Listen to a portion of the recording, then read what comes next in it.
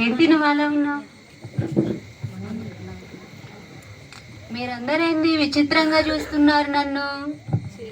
ఏంటి అలా ఉన్నావు నువ్వు చూడ్డానికి? ఇలా ఉండడానికి అదో పెద్ద కథలే. ఏంటో కదా చెప్పు. ఈ బైబిల్లో చెప్పబడిన లోతు భార్య అని. మేము సొదొమ గొమొర్రా పట్టణంలో నివసించేవారము.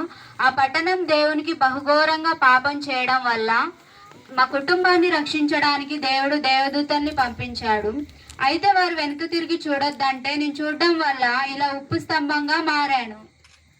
ఓ, ఇంత విచారకరమా? అవును. మరి ఇక్కడ ఉన్న జనాలకు ఏం చెప్దాం అనుకుంటున్నావు నీ అనుభవం ద్వారా?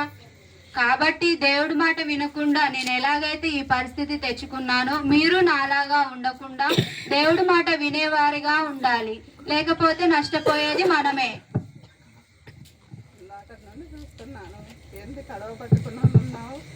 ఈ కడవకి నాకు చాలా ప్రత్యేకత ఉంది. ఏంటో చెప్పమంటావా?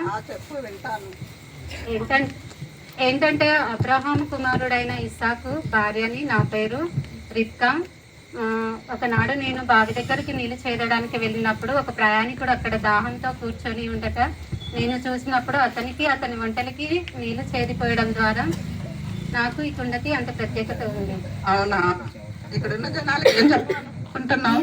ఇక్కడున్న వారికి చెప్పబోయేది ఏంటంటే, ముందుగా మనం దేవుడికి లోబడాలి. దేవుడి మాటకి విధేయతగా జీవిస్తే మన జీవితాలు ధన్యకరంగా, ఆశీర్వాదకరంగా దేవుడు మనల్ని ఎంతో ఉన్నత స్థితిలో ఉంచుతాడని చెప్తున్నాను. మీరు కూడా దేవుడి మాటలకి లోబడి విధేయత చూపించే వారిగా ఉండాలని కోరుకుంటున్నాను.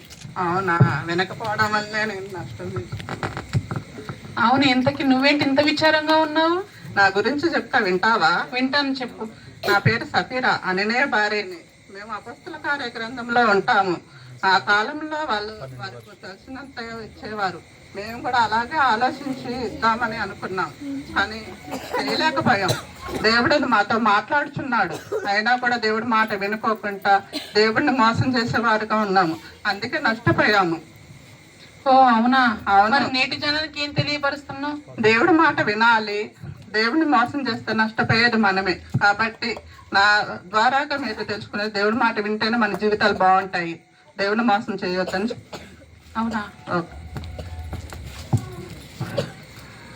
ఇంత సంతోషంగా ఉన్నావేంటి గడ్డి పరకలు పట్టుకొని? నా పేరు రూతు, నేను మోయాబు దేశపురాలిని. నా అత్త అయిన నయోమి ద్వారా నేను ఇజ్రాయేల్ దేవుణ్ణి, ఇజ్రాయేల్ ప్రజల్ని తెలుసుకున్నదానను.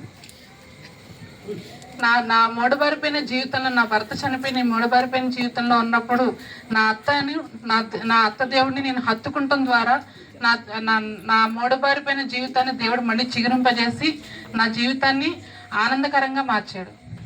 అవునా? అవును.